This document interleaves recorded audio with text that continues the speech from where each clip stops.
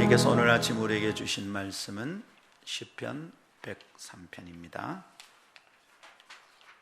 시편 103편 1절과 2절 말씀을 함께 읽겠습니다. 시편 103편 1절 2절 우리가 한 목소리로 읽도록 합시다. 시작. 내 영혼아 여호와를 송축하라. 내 속에 있는 것들아 다 그의 거룩한 이름을 송축하라. 내 영혼아 여호와를 송축하며 그의 모든 은택을 잊지 말지어다. 아멘. 이것은 하나님의 말씀입니다. 내 말씀은 능치 못함이 없습니다. 감사합니다. 하나님, 오늘 아침에도 주님의 말씀 앞에 섭니다.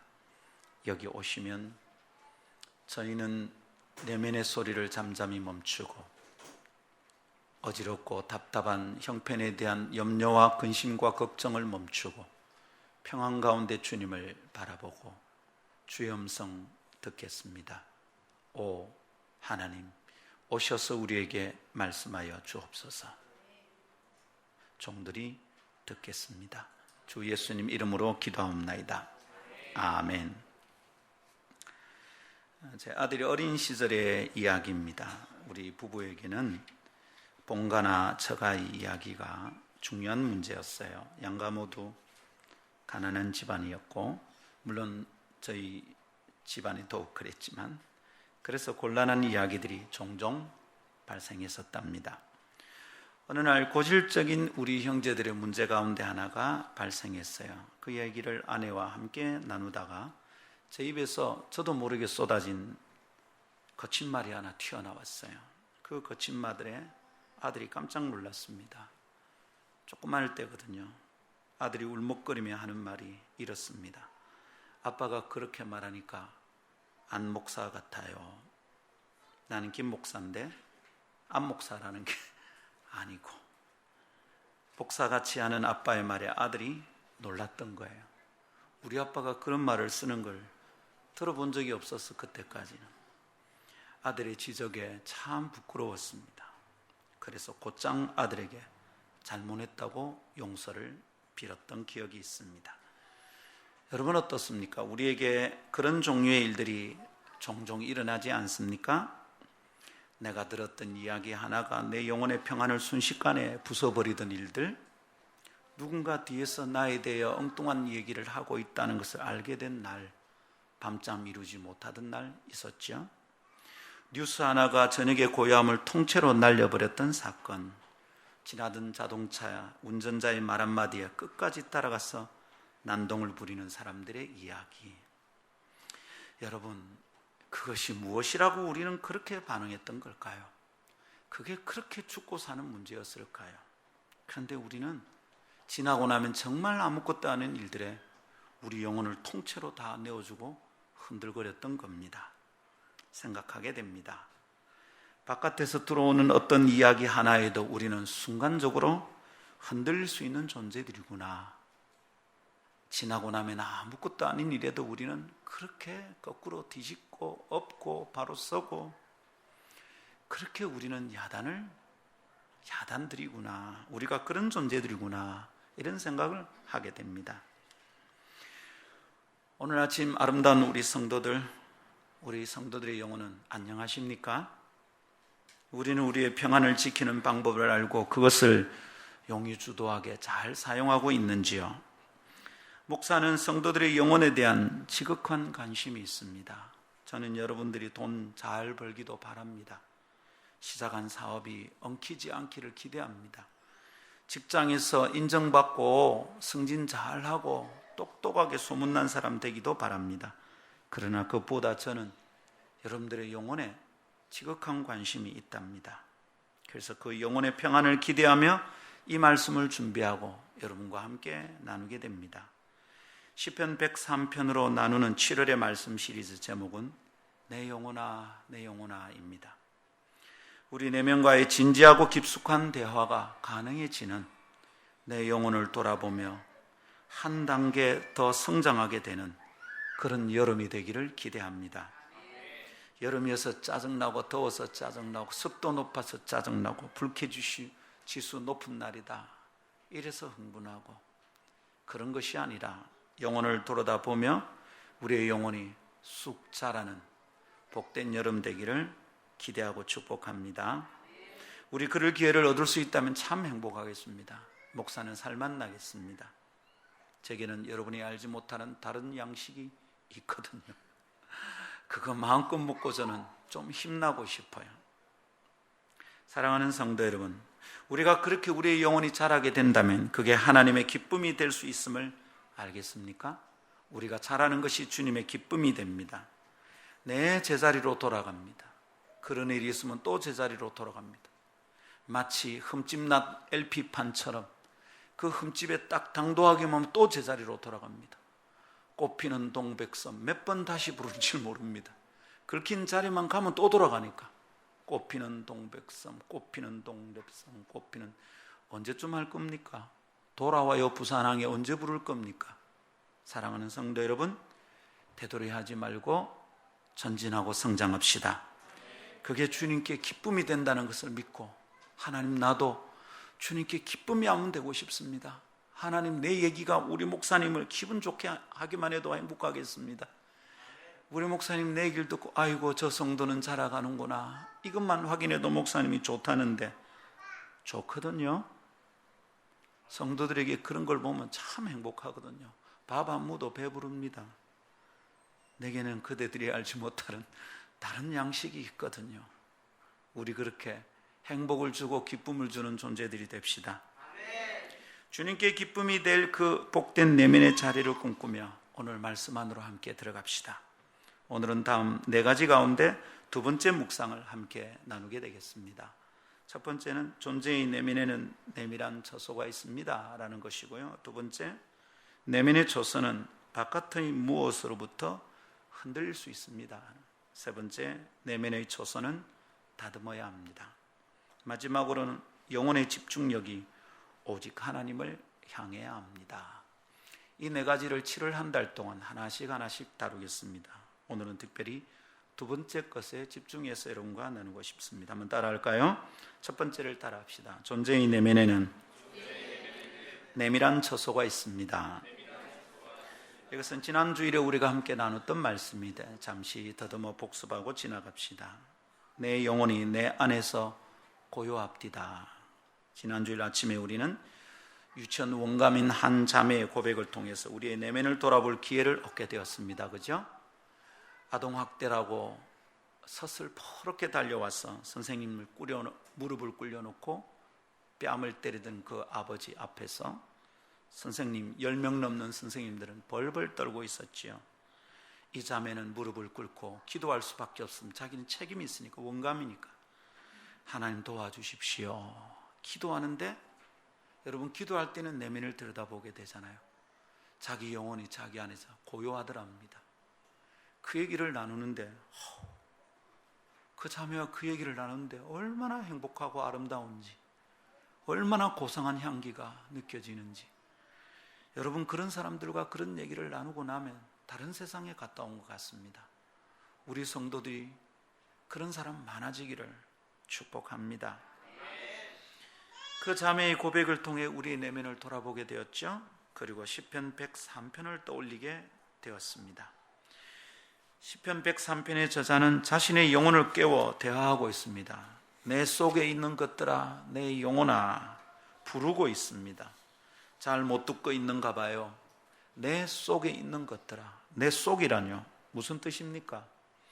내게는 속이 있다는 뜻입니다. 그렇습니까? 말이 왜 이럽니까? 네. 지난 금요일에는 자꾸 창세기 50장인데, 여러분 출애굽기 40장입니다. 그리고 창세기 50장인데 했는데 제가 출애굽기 50장 이걸 몇 번이나 실수를 했어요. 오늘도 그렇게 될까 봐 조심스럽습니다. 강력하게 중보기도 하시면서 들어주삼. 그렇죠. 내게는 내 속이 있습니다. 내 속에 있는 무엇이 있다, 이 말입니다. 겉으로 보이는 것이 내 존재의 전부가 아니라는 말이에요. 내 속에는 내 겉과 다른 내 존재의 본질적 모습이 있다 이 말입니다. 우리는 겉으로 승부가 나서는 안 될 사람들이에요. 겉으로 승부내는 것은 세상에 있는 일들이에요. 그래서 예배당은 껍데기를 화려하게 짓는다고 좋은 교회가 되는 게 아니에요. 3천억이 넘는 집을 지어놔도 그 교회가 좋은 교회가 될 수는 없어요. 그러나 예배당 문제 때문에 나가라 들어가라 200만 원 올려도 이런 것 때문에 근심하고 씨름을 해도 우리가 편안히 머물 건물 하나 없어도 우리는 속이 건강하면 좋은 교회 될 수 있는 겁니다. 성도는 겉으로 승부내는 사람들 아닙니다. 아멘. 겉으로 보이는 것이 내 존재의 전부가 아니라는 말이에요. 그러니 겉만 괜찮으면 괜찮다 여기며 살아가서는 안 되겠다라는 생각을 오늘 단단히 붙잡아야 됩니다. 오늘 시편 103편을 쓴 이 시인의 고백이 하나님의 마음과 합했던가 봐요. 그래서 하나님은 그 표현을 빌려서 당신의 진리를 선언하여 우리에게 가르쳐주고 계십니다. 그게 뭡니까? 인간의 존재의 겉을 지나면 내면의 어디에는 속이 있답니다.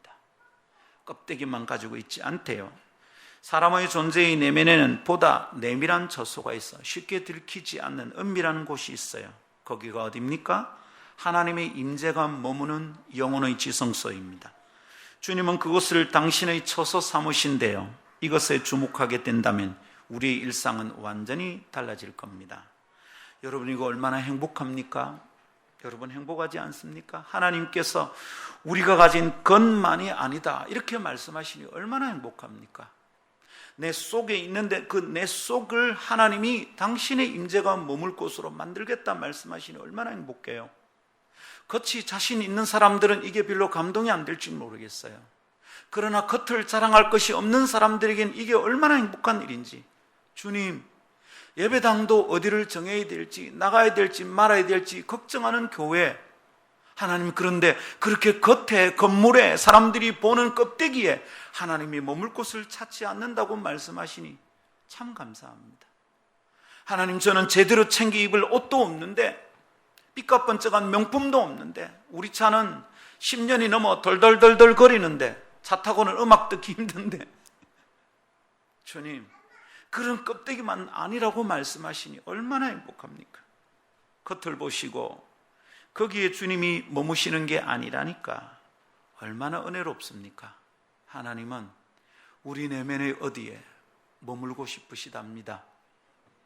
그러니까 여러분, 가난해도 주님을 모실 수 있는 것이고 헐벗고 살아도 주님을 모실 수 있는 겁니다.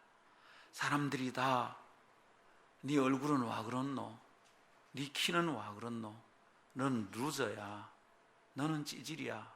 그래도 하나님은 우리의 내면의 어딘가에 아름다운 지성소가 있기를 기대하고 계시잖아요. 여러분, 이게 은혜인 줄 믿으십시다. 만일 이것을 목사가 믿지 않는다면 저는 지금까지 이렇게 살지 않았을 겁니다. 얼마나 행복한 일이 많습니까? 저는 사람 한 사람 한 사람 변화되는 걸 보면서 참 마음이 기뻐요. 올 한 해 저희 교회 안에서 눈에 띄게 변하는 사람들이 있거든요. 그 사람의 변화를 보면서 춤을 추듯이 기뻐요. 목사는 언제 우울하고 힘들까요?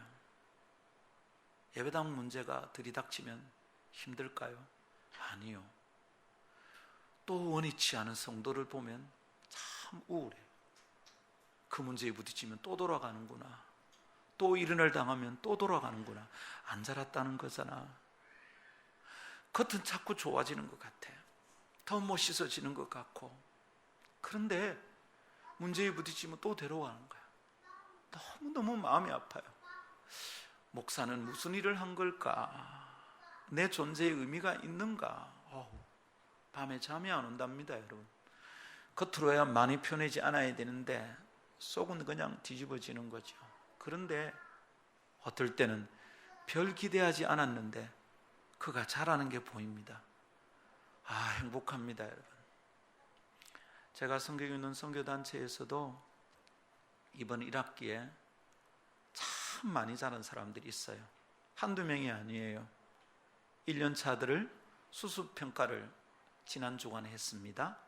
6개월이 지나고 나면 이 사람들이 이제 정식 멤버로 우리 가족으로 받을 건지 아닐지를 평가하는 수습평가 시간이 있어요. 그 시간에 간사들은 또 목자들은 굉장히 긴장을 해요.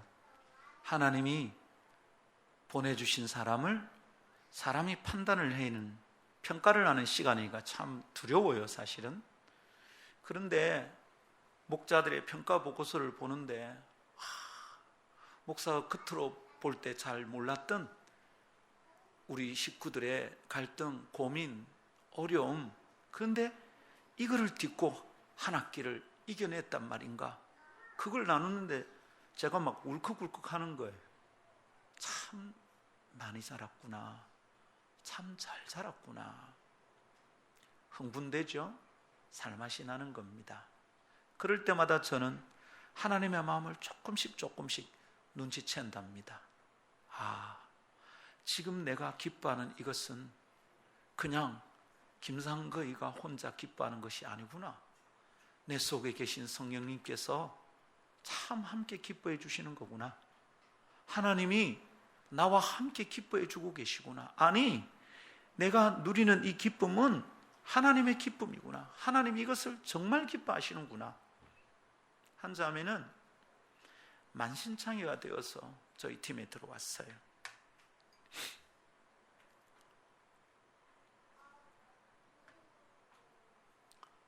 전도사와 교제를 했었는데 얘기를 들어보니 이 전도사가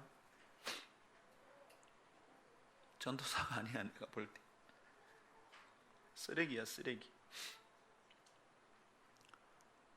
이 순수한 처녀를 가지고 노는 거예요. 받은 상처가 어마어마합니다. 사람을 믿지 못해, 사역자를 믿지 못해요. 그대로 놔두면 목자상이 구부러집니다. 좋은 목사 만나기 굉장히 힘들어지죠. 뿐 아니라 좋은 남편 만나기도 힘들어요. 그 자매의 얘기를 들으면서 처음 들었을 때 함께 울었어요. 참 힘들었겠구나. 굉장히 예민하고 날카로워요. 여전히 아직도 그런 구석이 있어요. 그런데 모임에 올 때마다 엉엉 울면서 말씀을 받습니다. 자기 어려움을 자기 혼자 붙들고 씨름하다가 이전처럼 자빠지지 않아요. 자기 어려움을 주님께 가지고 와요. 여러분, 뭐가 잘하는 건 줄 압니까? 날마다 잘 이기는 것은 잘한 거 맞습니다. 그런데 날마다 잘 이기지 못하잖아요, 우리가. 그럴 땐 우리가 안 잘한 걸까요? 아니요. 사람이 성장했다는 말은 문제를 잘 이기는 것만이 아니라 그 문제를 어떤 방법으로 다루는가, 그 방법이 변하는 게 잘하는 겁니다. 이전에는 성질 부리고 끝났거든. 이전에는 절망하고 끝났거든. 그런데 이제 그렇게 하지 않는 거예요. 전에는 사람 만나서 울고 불고 성질 냈거든. 이제 그렇지 않아. 하나님께 와서 울어. 말씀 들으면서 울어. 말씀 붙들고 엎어져서 기도해. 그게 잘하는 겁니다, 여러분. 그런데 또 지 혼자서 성질 부리죠? 또 짜증내죠? 또 사람에 대해서 다다다다 하죠? 안 자랐잖아. 제자리잖아. 또 자기 혼자 머리 굴리죠? 이 방도 저 방도 생각하죠? 안 자랐잖아. 그걸 볼 때 목사는 마음이 아파. 아니, 하나님이 마음이 아프셔요. 근데 이 자매는 이제는 이전처럼 못해. 방법을 알았어. 자매가 제게 그래요. 목사님 여전히 힘들어요. 여전히 그 전도사님이 미워요. 아직 문제 해결되지 않았어요. 문제를 다 극복하지 않았어요. 그러나 자랐어요. 우리 이렇게 주님의 기쁨이 되어봅시다. 간절히 바랍니다. 새벽에 기도하면 성도들 이래 쭉 훑어서 기도하잖아요. 한 번은 다 훑습니다. 이래 훑어가는데 아침에 딱 걸리는 성도들이 있어요. 그날은 이 사람인가 보다 싶어서 그 사람을 위해 좀 많이 기도합니다. 그런데 여러분, 자주 걸리는 분들이 계세요. 누굽니까? 물으면 절대로 말하지 않을 거예요. 그냥 다 각자 냉갑다 생각하면 은혜가 됩니다. 나는 아닐 거야. 꼭 그런 인간이 있어. 우리 목사님을 내 괴롭히는 인간이 있어. 내 누군지 알아. 알아. 요거 분명히 그 인간의 이름 안에 기억, 연디글, 리글, 연비없이요 요거 다 있어. 누구든지 다 있어. 아야, 어여, 우유 이거 다 있어. 아마 어쩌면 여러분의 기도 시간에 목사가 힘들게 만드는 것도 있을 거예요. 그죠? 목사를 위해서 기도하다 보면 너무 힘들어질 때 있죠. 우리 목사님 도대체 왜 이러노? 그거 하나님께 기도하면 좋은 일이에요. 그걸 사람에게 얘기하면 험담이 되고 복받을 일이 아니에요. 여러분, 잘하는 것은 우리의 문제를 하나님과 의논할 수 있다. 그런 방법을 하나씩 배워간다. 이게 잘하는 겁니다. 왜냐하면 그때부터 하나님 은혜가 임하기 때문이죠. 잘할 수 있기를 축복합니다. 원위치 하지 맙시다. 여러분, 껍데기만이 아니다. 나는 네 속에 대해서 관심이 많다. 얼마나 행복하냐고요. 가난해도 괜찮은 거고요. 못나도 괜찮고요. 학벌이 없어도 괜찮은 거잖아요. 내가 지금 헤매고 있어도 괜찮단 말이잖아요. 내 속에 하나님이 머물고 싶어 한다 이 말입니다. 그거는 꾸미지 않아도 되는 곳이에요. 거짓부렁하지 않아도 돼. 잘 보이려고, 사람들에게 잘 보이려고, 겉은 잘 보이려고 많이 꾸며야 돼. 속은 꾸미면 오히려 안 되는 곳이야. 얼마나 감사해. 겉을 꾸미듯이 애를 쓰듯이 아침에 무슨 옷을 입어야 되는지 옷 몇 개 안 되는데 뭘 그렇게 고민을 하는 거야. 그냥 아무 때나 그냥 머리가 들어가면 거기가 구멍인 줄 알고 하고, 팔 들어가면 구멍인 줄 알고 입고 나오면 되지. 더럽지만 않으면 되지. 그죠? 근데 겉은 사람들이 보니까 너무 신경을 많이 써야 되는 거야. 근데 하나님은 그 겉에 관심이 없다니까 아무 신경 쓸 게 없어. 그때부터 우리에게 평안이 오는 줄 믿습니다. 여러분, 이 은혜를 누리고 우리 주님이 우리의 내면의 지성소에 관심이 있다는 것을 깨달으면 우리의 일상은 완전히 달라집니다. 하루하루가 다른 겁니다. 7월 한 달 동안 우리 성도들이 이것을 깊이 깨닫고 단단히 붙들었으면 좋겠어요. 이 여름이 완전히 달라지는 시즌이 되기를 기대합니다. 아침이 아름다운 성도들이요, 우리는 2015년을 일상의 영성이 강한 교회가 되기를 기대하며 나아가는 중입니다. 이게 2015년 우리 교회 표어입니다. 작년 말을 지나면서 우리 성도들에게 죄송합니다 이렇게 표현해서, 그러나 사실이니까 아프지만 직면해야 됩니다. 작년 후반기에 저는 우리 교인들이 참 약하다는 것에 대해서 절망스럽게 깨달았습니다. 자꾸 똑같은 게 반복이 되니까 이게 내 문제인지 무슨 문제인지, 내가 그만해야 될까 참 마음이 아팠어요. 여러분, 그러다가 주일에는 은혜 받는데, 주일에는 열심히 나는데 월요일부터 토요일까지 잘 안 되잖아. 거기서 다 무너지는 거예요.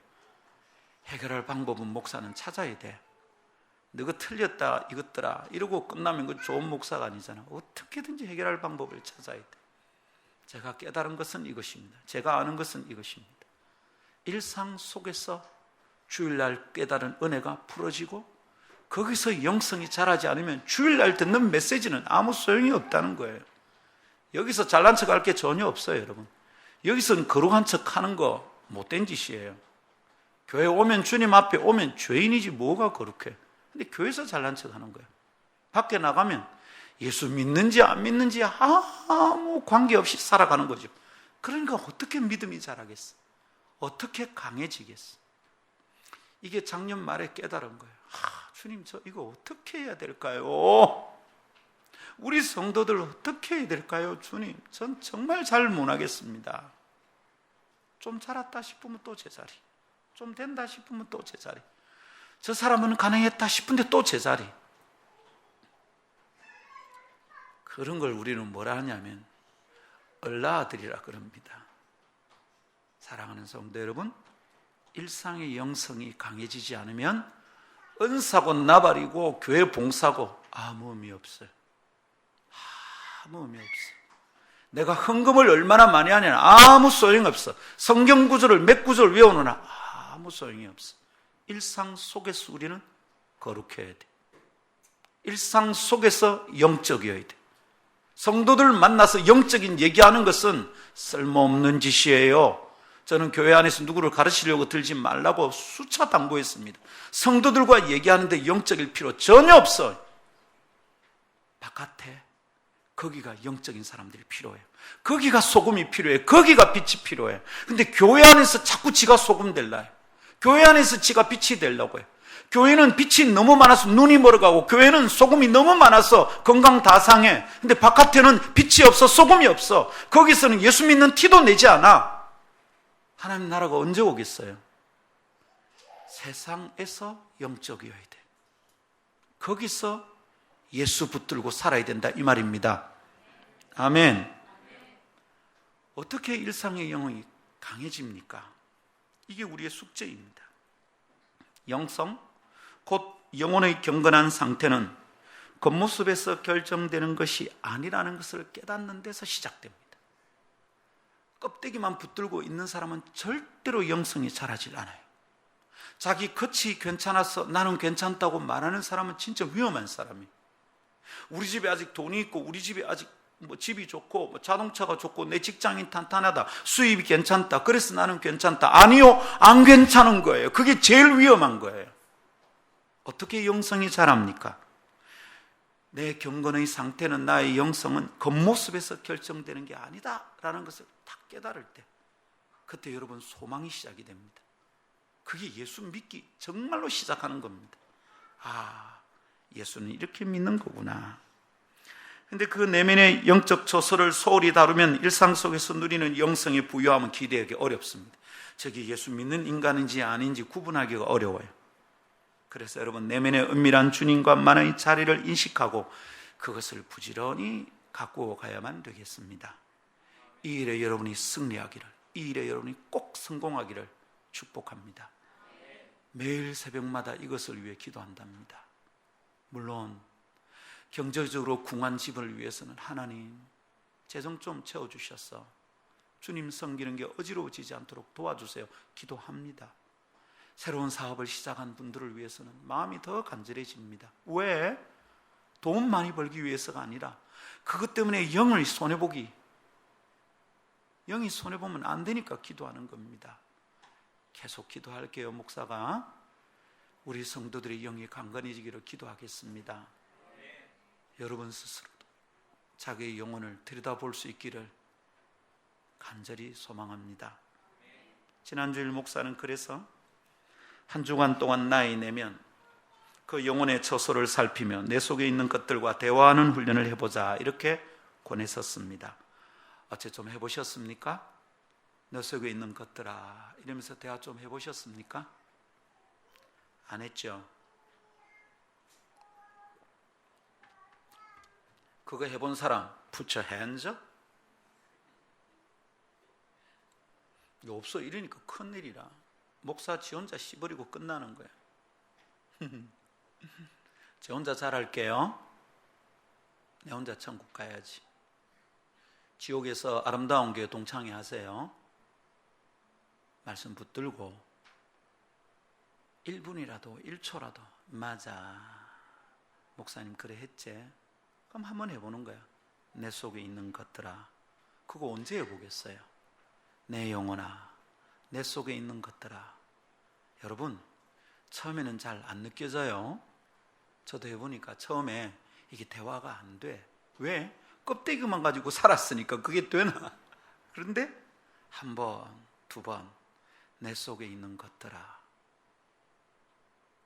여러분, 연결이 되기 시작하는 거예요.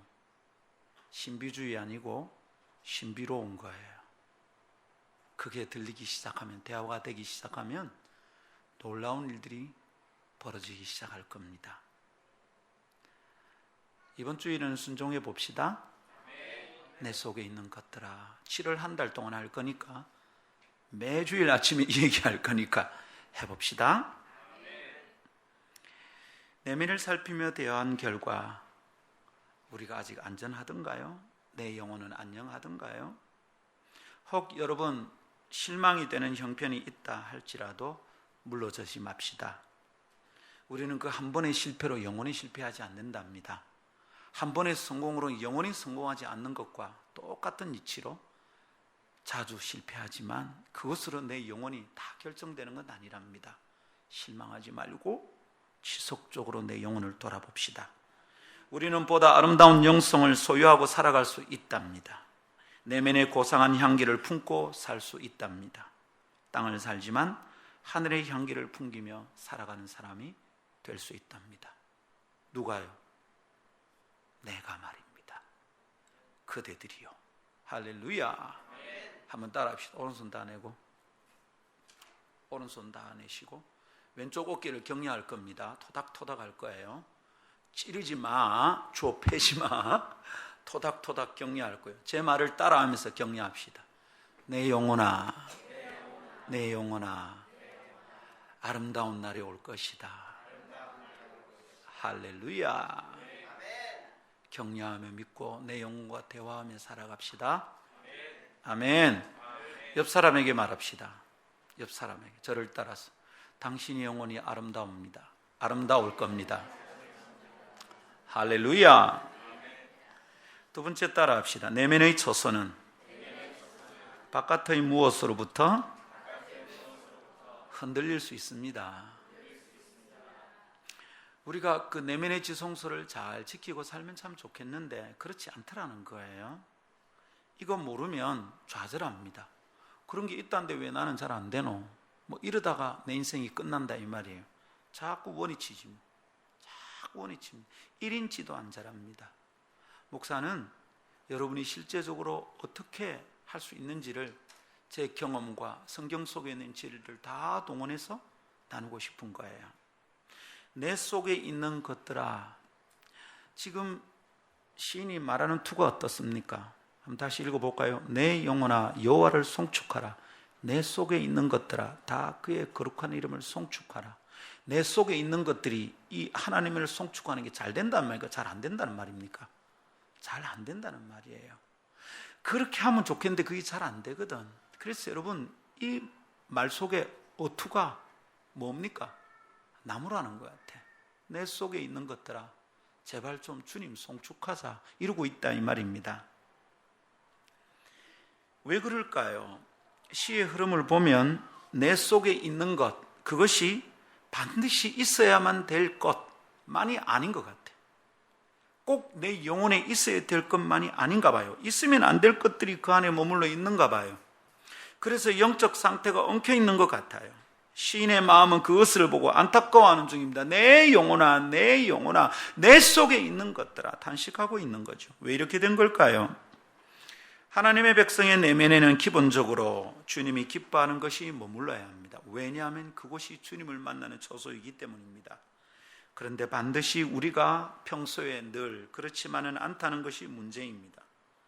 분주한 어떤 상황을 지나다 보면 문득 정신을 차릴 때 내가 왜 이러는가, 내가 어쩌다가 여기까지 왔지 싶을 때가 있지 않던 건가요? 지난 여름에 받은 은혜는 어디 갔지? 빌립하면서 받은 은혜는 어디 갔지? 이제부터는 주님을 전하고 살리라 결심했던 내 결심은 어디 갔지? 상황 속에서, 일상 속에서 형편에 일이 밀리고 쫓기다가 문득 깨닫게 되는 거예요. 내 속에 왜 이런 것들이 들어와 있냐 이겁니다. 시인은 그때 탄식하는 거예요. 내 속에 있는 것들아. 성도 여러분, 저는 우리 교회 성도들이 여기까지 오는 게 예사롭지 않다고 생각해요.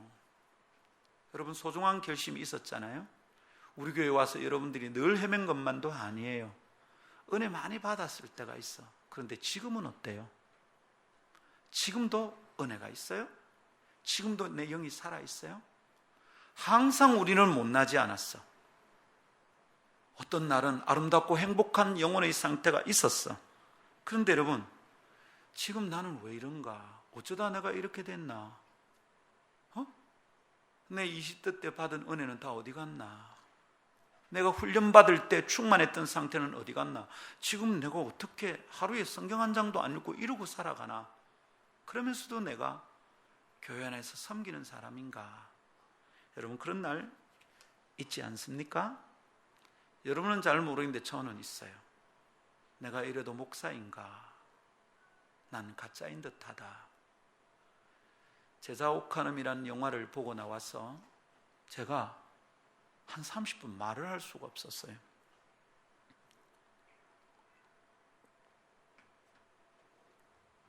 목사 3명이서 영화를 봤습니다. 절친을 만나서 우리 영화 봅시다. 어서. 3명이서 영화를 봤어요. 보는 내내 눈물이 났어요. 나왔는데 그 절친 목사의 성도 한 사람이 그 영화를 같이 본 거예요. 몰랐는데. 목사님들 제가 커피 사겠습니다. 커피숍에 갔는데 뭘 마실 거냐고 물어요. 여러분 저 커피숍에 가면 아무거나 먹지 이래 안 합니다. 저보고 그 3콤보 커피 있잖아요. 3개 다 탄 거. 그런 거 권하면 저 안 마십니다. 꼭 그 행주피 빤 물 같아서 그 절대 안 마십니다. 제가 커피, 설탕, 프리마 다 탄 거 맙니다. 3콤보 그거 저 안 먹어요. 커피숍에 가서도 아무거나 묵지 아메리카노 저 안 그럽니다. 물어봐요. 또 투데이 브루가 뭡니까? 아이고 별로 아는 것도 없으면 물어봐. 이거 블렌딩 된 겁니까? 아니면 원두가 뭡니까? 어디 겁니까? 이디오피아입니까? 물어봐. 사실 잘 몰라요. 근데 괜히 잘난 척 하는 거지. 세련되게 좀 멋있게 하려고. 사실은 커피집 맛이 큰 차이 없어요. 그래도 말을 합니다. 정말 엔젤리너스는 못 마시겠다. 그래야 조금 멋있어 보이거든. 스타벅스도 이제는 너무 평범하다. 정말 짜증난다. 그 돈 주고 묵기 어렵다.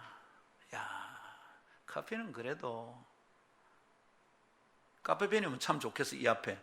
근데 사실 적어도 참 맛이 그래요, 그죠? 근데 굳이 따져서 무슨 차인데 물으면 말도 잘 못해. 그래도 고르는 겁니다. 가서 아메리카노 요거 막 그래 샀습니다. 이 원두 언제 볶은 거죠?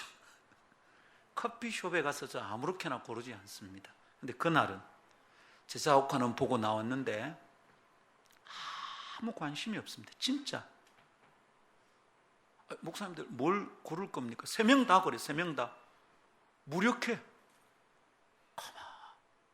무슨 커피를 마시든지 프리마가 들어가든지 설탕이 들어가든지 그게 얘가 체프든지 뭐든지 그게 더치든지 아니면 핸드 드립이든지 기계로 에스프레소로 한 거든지 뭔 상관이 있어. 그 영화를 보고 나왔는데 아무 의미 없어. 아무 의미 없어. 제 입에서 첫 마디가 툭 튀어나왔어요. 나는 가짜다. 그 영화를 만든 감독 저하고 친합니다. 저보고 늘 큰형님 합니다. 바로 전화를 했어. 보소 김상철, 뭐 때문에 이 희한한 영화를 만다가 사람을 이렇게 괴롭게 만드노? 큰형님 무슨 얘기입니까? 방금 나 제자 오카눔 보고 나왔어요. 그런데 이 영화 진짜 못됐다. 목사 너무 괴롭힌다.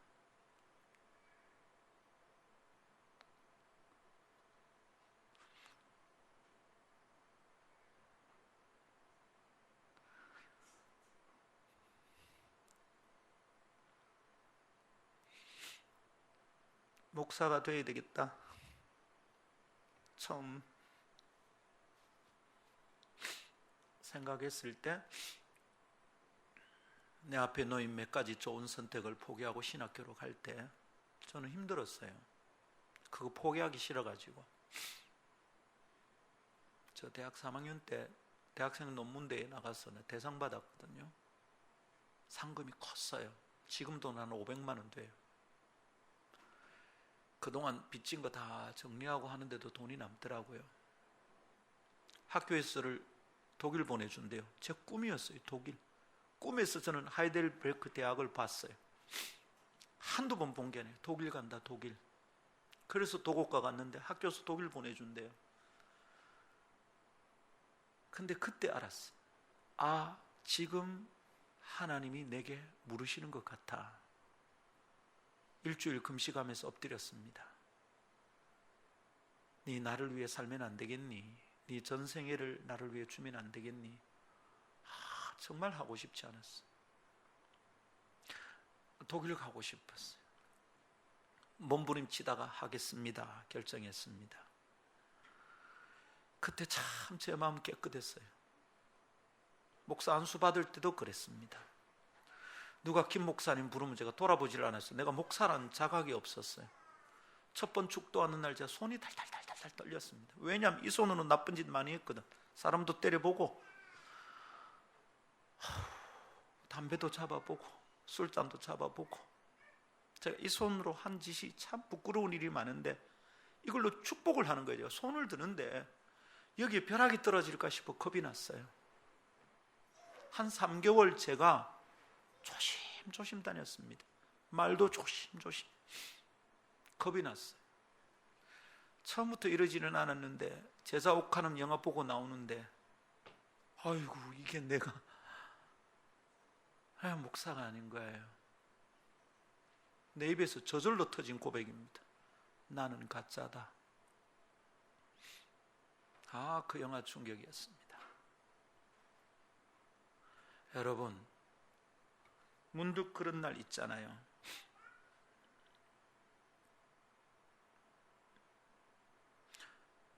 있으면 안 되는 게 내 안에 들어와 있구나.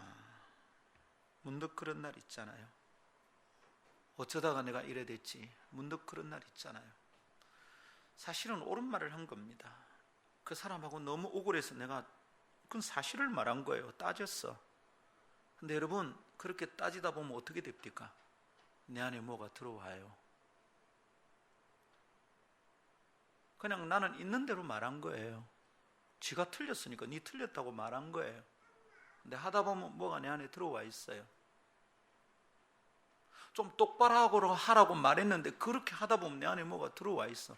시간이 지나면 깜짝 놀라는 거지. 이게 뭐야? 내 속에 있는 것들아, 내 속에 있는 것들아, 내 속에 있는 것들아. 이게 뭐냐고.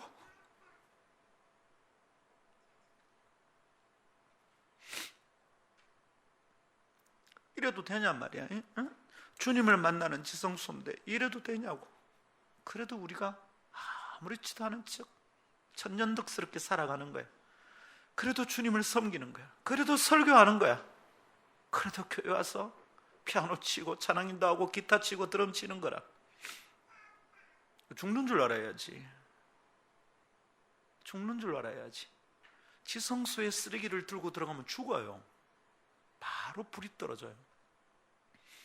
그러면서도 우리 예배하고 있는 거죠. 두려워. 만일 하나님이 계시다면 이건 정말 두려운 일이죠. 밤마다 이것 때문에 잠을 못 자는 적이 한두 번이 아닙니다. 뻘떡뻘떡 깨가지고. 아내가 어제 저녁에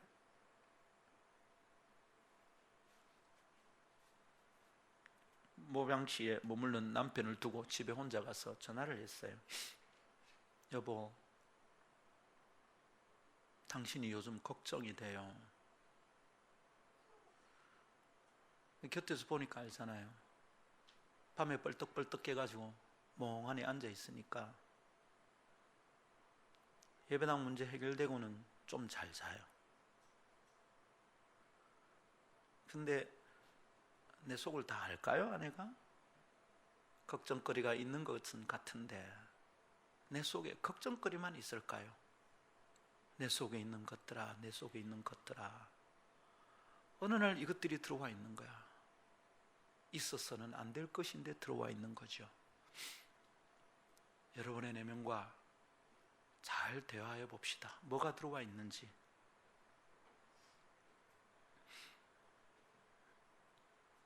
여러분, 그런데 그렇게 내 속을 어지럽히는 그것들이 어디로부터 온 겁니까?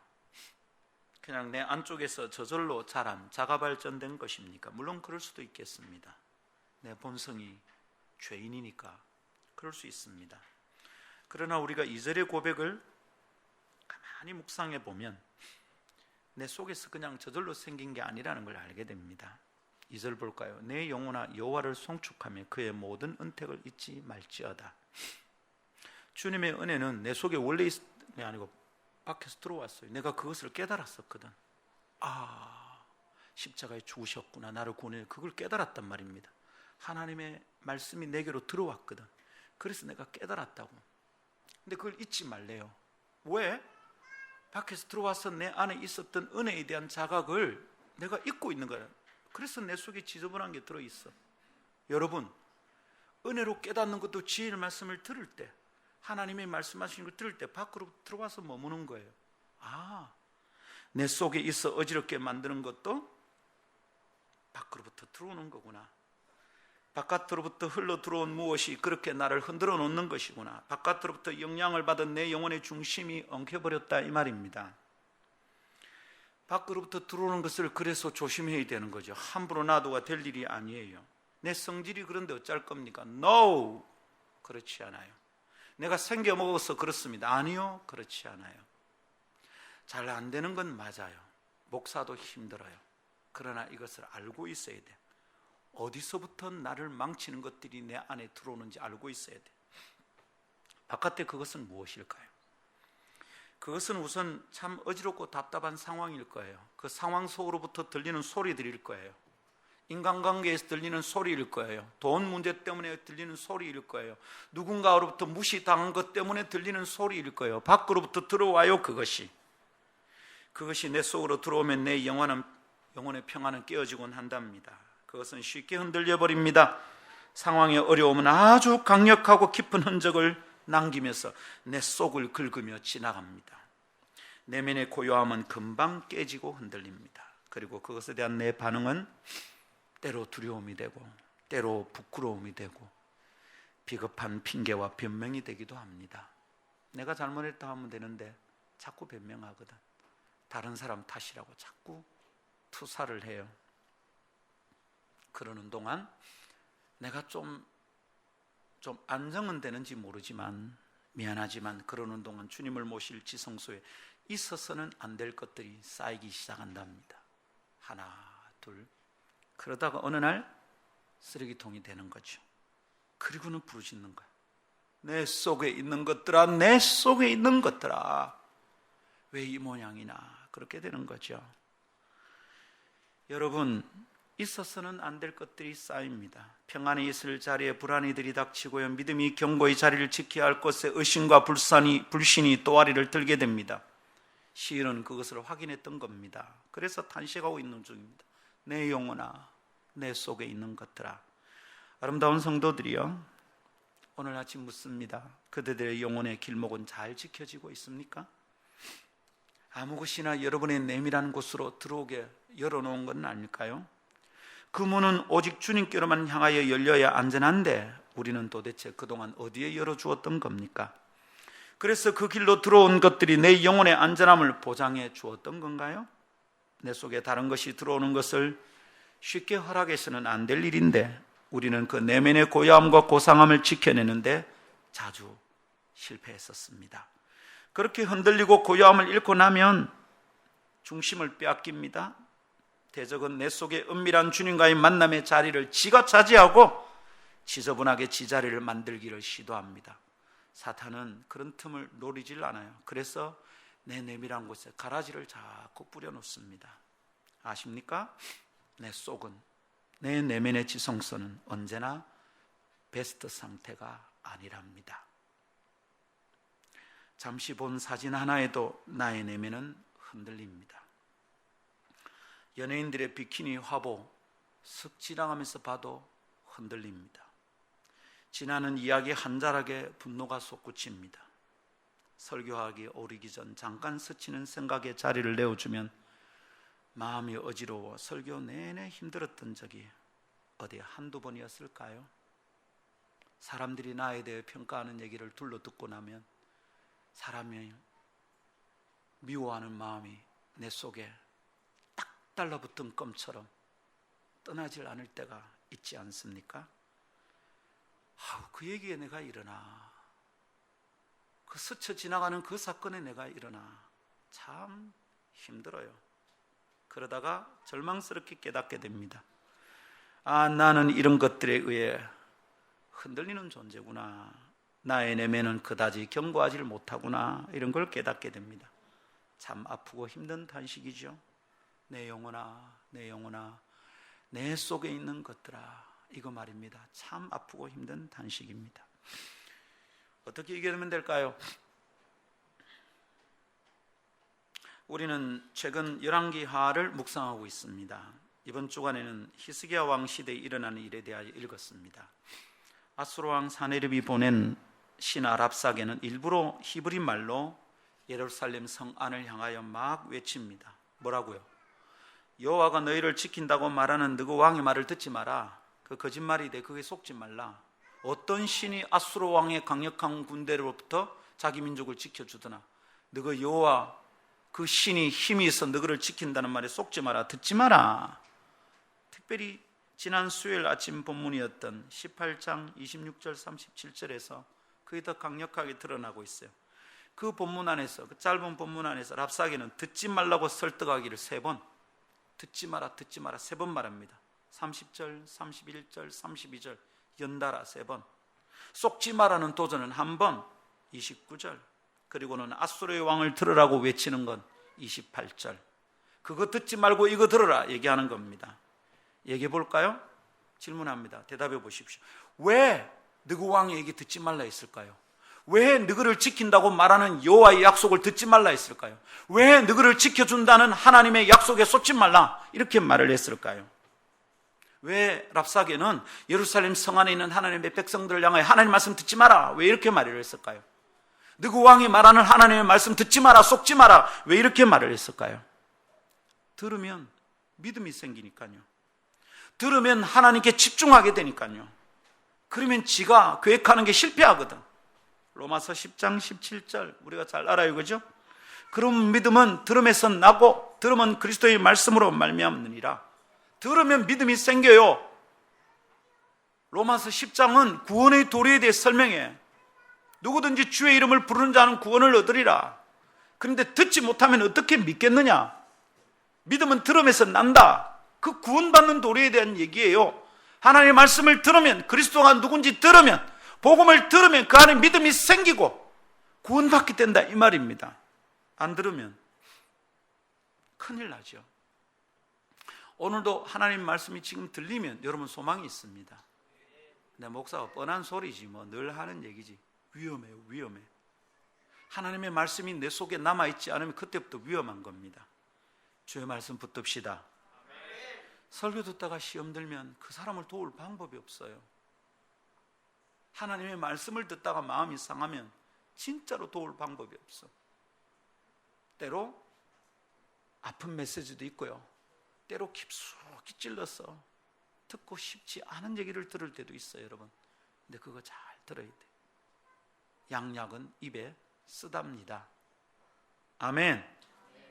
입에 쓰답니다. 입에 쓴 말씀이지만 쓰답니다. 그런데 그 쓴 말씀이 우리를 쓰담쓰담 한답니다. 그때 우리가 살게 된답니다. 아멘. 구원의 능력이 듣고 믿는 데서 나옵니다. 그렇게 하나님께로부터 온 음성을 듣게 되면 랍사게 아수르가 계획한 전쟁의 승리는 어렵다고 알고 있죠. 그러니까 듣지 못하게 하는 겁니다. 그리고 견고하고 아름다운 공동체를 무너뜨릴 다른 소리를 그 속에다가 막 던져 넣는 겁니다. 듣지 마라, 속지 마라. 너가 돌아오면 너희를 다른 땅으로 옮겨가지고 우리 사내립 왕이 너희들에게 잘해줄 거다. 자꾸 다른 소리를 주는 겁니다. 오래된 수법입니다. 사탄은 에덴에서부터 그랬었습니다. 하와는 하나님의 음성이 아닌 다른 것을 듣고 흔들리기 시작했습니다. 이 땅을 정복해라, 여기에 충만해라, 그 행복하게 살아라 이 말입니다. 그런데 사탄이 와서 건드립니다. 야, 이거 다 먹지 말라더나. 아이데, 저것만 먹지 말아 했대. 그거 먹으면 죽는다 했다. 안 죽는데. 네 그거 먹으면 하나님처럼 된대. 하나님 주신 약속을 들을 때 행복했는데 사단의 말을 딱 듣고 어떻게 됩니까? 흔들리기 시작합니다. 바깥으로부터 들어온 것이 나를 흔든다 이 말입니다. 바깥으로부터 들은 소리가 내 영혼의 고요함을 흔듭니다. 믿음을 흔듭니다. 하나님의 음성이 아닌 다른 것을 듣고 하와는 흔들리고 최초의 죄는 그렇게 인류의 역사 안으로 들어왔답니다. 그리고 지금도 우리를 망가뜨리는 죄는 그렇게 시작이 됩니다. 들으면 안 될 얘기가 내 안으로 들어올 때 시작이 됩니다. 성도들이요, 종종 이렇게 장담하는 사람들이 나는 뭐 아무거나 들어도 괜찮아요. 그래서 이단 집회도 가보고 뭐 신천지에도 한번 가서 보고 그것들이 어떤 건지 한번 알고 우리가 이겨야 안 되겠습니까? 그래 말합니다. 조심하세요. 선줄로 생각하면 넘어진다고 주님이 경계하셨잖아요. 고린도전서 10장 12절 그런즉 선줄로 생각하는 자는 넘어질까 조심하라. 아무렇게나 하면 안 됩니다. 아무 것이나 들어서 될 일이 아닙니다.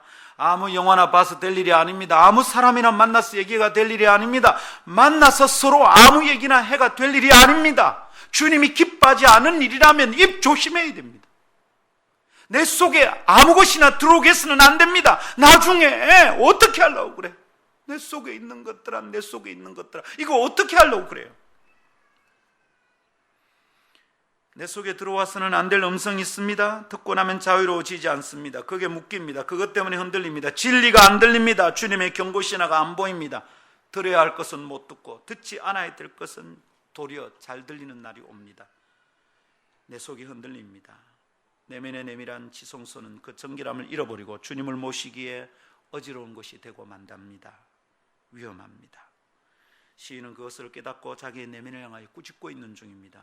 내 영혼아, 내 속에 있는 것들아, 내 속에 있는 것들아. 오늘 아침 우리는 어떻게 할까요? 오늘 아침 나를 진지하게 살피고 내 안으로 들어오는 것을 살펴야 하겠습니다. 이것이 시작입니다. 그걸 그냥 놔두면 쓰레기통이 됩니다.